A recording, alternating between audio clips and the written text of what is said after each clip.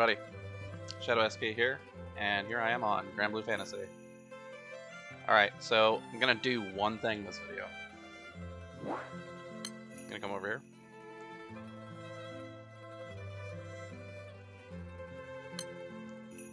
I'm gonna change my name. We are now SP. Boom.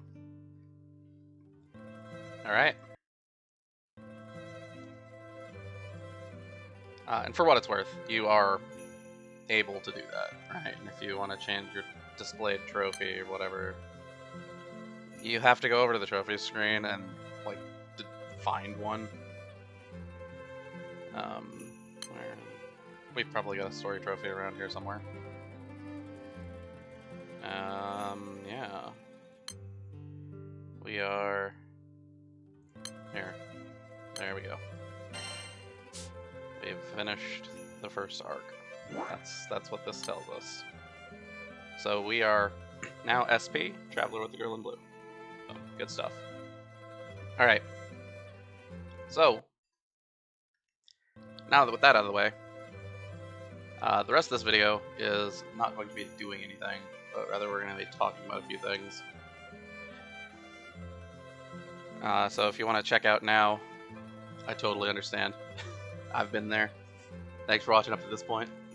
And if you're good to listen, we're going to move forward talking about our kind of not long-term goals, because the long-term goal is to go as far as we can. But I'm going to talk about kind of immediate future goals, things that are feasible within a foreseeable amount of time. So I was looking at stuff that we had access to, and stuff that we're going to get access to because there's a feature coming to the game, some sort of Shiero's training ground dojo thing, that's going to give us access to a lot of new tools to play with. So I was thinking, what is it that we really should be doing moving forward? And the thing that I settled on, because we can't really do everything all at once. We're not in a position to do that. We need a really farmed out, settled account that's ready to, it's got a ton of CP. CP is a huge bottleneck for us. So what are we gonna do? I think we're gonna set a goal, and we're gonna do our best to move toward it. And the goal I've decided on, because our main objective and our main bottleneck is going to be clearing content, I set a class goal. And the class that I have selected that will probably get us the furthest is a row 5 class called Paladin.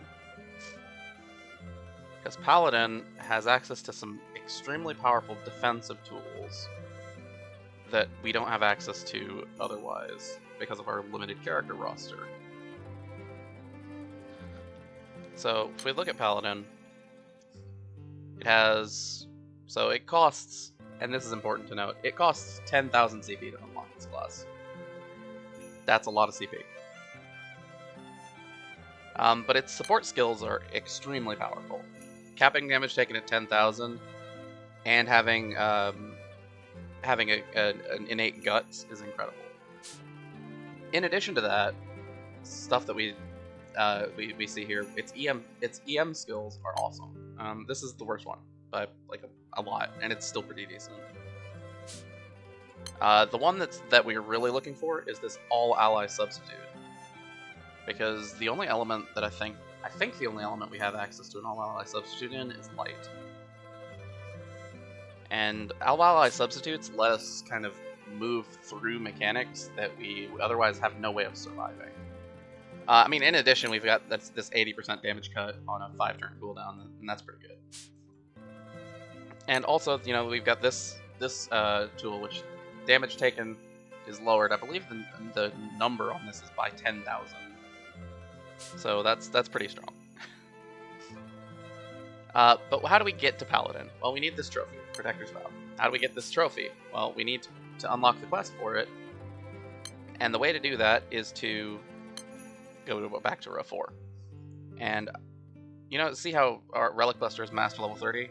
We need to get 2 other classes to max level 30 to unlock that quest so we can unlock Paladin. Those classes are Spartan and Cavalier. Now, there's a little bit of an issue with Cavalier, and that is that in order to get Cavalier, we have to do another quest, right, that gets unlocked by mastering 2 other classes in row 4. And those classes are Spartan, lucky for us, and Nighthound. So basically we're going to have to try to unlock 3 row 4 classes. So we've got, and I'm just tallying up the CP costs here, right? We've got an additional 4,000 CP, an additional 2,500 CP,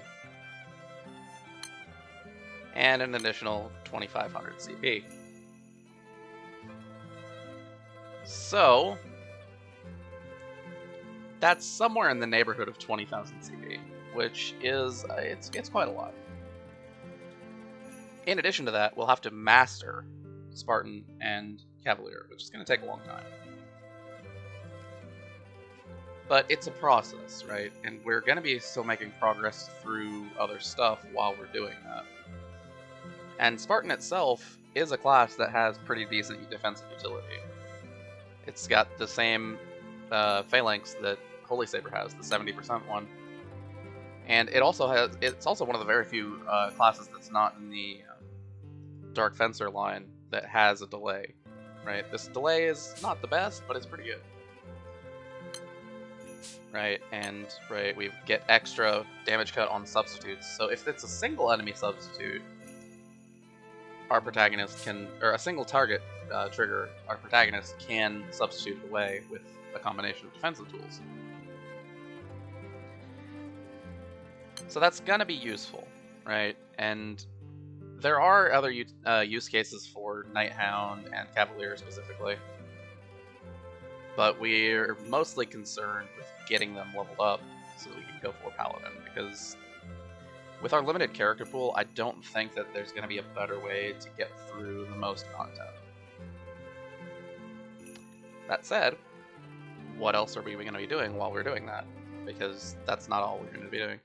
Obviously, I'm going to spend my AP. I've gone back into the side story CP mines. There's 400 CP for every single side story, and during the anniversary event, which is when this video is recorded, it's significantly cheaper to get the CP out of it, because the second material, you don't need that much of it. You only need 40 total. And I needed to do some side story farming anyways to uncap the Love Live characters for the 5th uncap, and to uncap the Love Live Light, which is a decent light elemental dagger. Yeah, so we're going to be doing that. We're obviously going to keep doing Arcarum. We're going to move forward with that as much as we can,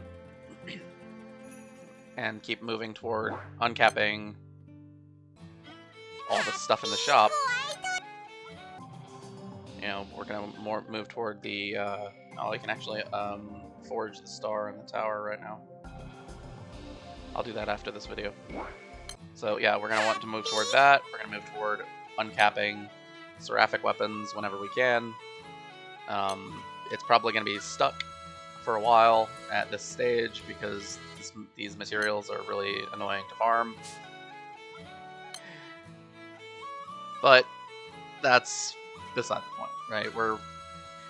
Once the half AP cost and half treasure cost event for the side stories is over, I'll probably focus more on seraphics than anything else. And we're going to try to get the light and dark seraphics somewhat soon, which means we need to do Paradise Lost in the side stories. I'm going to do that as soon as I reach a certain point in the main story, which is what I'm going to focus on doing now, after I've done all the farming that I need to in terms of getting my light grid together, right? And this isn't the team or anything that we're going with. I just put the light grid together on this page so we can look at it. Right, we have 2 Xeno weapons. Both of these are level 100. I did buy a couple copies of them from the Xeno Story shop, the Xeno's event shop, so don't think I got insane luck or anything. I did get good luck to get the first drops of both of them. I have, 2 fully leveled harps, the fully leveled gun from the story. Right, the harp and the gun were free. I'm working on skilling these up. I've only uncapped one of these bows to 150. The others I think I'll leave at 100. Mostly because bow stones are pretty expensive. We don't have very good access to them. I don't think there's not a Xeno bow, so we don't have the ability to get those from the Xeno shop. So yeah, I think I'm gonna skill up these 3 weapons still. And this weapon probably gets replaced with the light Seraphic, because Proto Bahamut is Dark Elemental. So that's what we're going to go with on that stage, and on that part. And, I mean, we don't have the party set up or anything yet, but once we get through the main story to the point where I want to be at, and we do the Paradise Lost side story, we can do a little bit more preparation, and then I'll finally be ready to take on Proto Bahamut. I don't know that there's going to be any other raid content or anything between then and now. I just want to... because I want to focus really hard on getting the Proto Bahamut clear. Because it's blocking off a lot of stuff in the game to us. And I have some ideas. And if we're in a good place, then we can act on a couple of those ideas. And if we're not making enough progress, then we can wait and get a little bit more prepared, a little bit more access to tools, right? Because there is always the case where, like, I get these bows to skill level 10, level 100. They're already level 100. I don't know why I said that. But I get them to skill level 10, and that's not enough. We can still get them to skill level 15. It's just going to take some time, because that's just how it's going to be. We need to get access. We need to get bow stones, and they're hard to farm out. We can always say, if we're at a point where we've got the Seraphic weapon, but it's not fully uncapped, well, we can try to fully uncap the Seraphic weapon. That would be helpful. We could try to do more Arcarum stuff to uncap the star, because the star is the light damage summon for Arcarum summons. And that would be helpful, right? There's a lot of little things that we could do little things that we could do to incrementally build on our power. But I don't want to commit to doing any of those until we get to the stage where we're actually making Proto Bahamut attempts. Now, I don't think Proto Bahamut is the hardest thing in the world. I think we can feasibly clear it. I just don't know how. I don't know how long it's going to take. We have the tools for it. I just don't know if we have the grid stats for it. If that makes sense. So, basically, that's kind of our outline for now. I'm going to do some main story as much as possible as in the coming days. I've been taking a little bit of time back for it. I've had, kind of on my personal side, I've been kind of busy and low on energy when I've had free time, so I haven't been doing as much in terms of video recording, especially since we haven't had a lot of progression milestones to make videos for. Right, there was that time back when we were doing the showdowns and the Xenos and the raids that, yeah, we could do all these things in rapid succession, one after the other, right? Bam, bam, bam. And there were tons of videos that had a big backlog, we've pretty much caught up to the present at the time when I recorded this. So there will be, you know, less frequent videos coming out as I'm doing a lot of kind of behind the scenes preparation. And most of this is completely unnecessary, right, for normal account progress, right? If you're playing normally, just host Proto Bahamut and pub it. It's pretty easy to get through. But for us, we're forced to solo it, so we'll see how well that goes. All right. Well, I think that just about covers it for this video. If anyone's watched to the end, I want to say thanks for watching. If you've got any comments, suggestions yourself, if you're a Granblue veteran, this is a good place to put them, because I'm gonna take a look at basically all possible avenues for improvement to make sure that we can get past the big lizard. All right. Anyway, this has been Shadow SP, signing off. Till next time.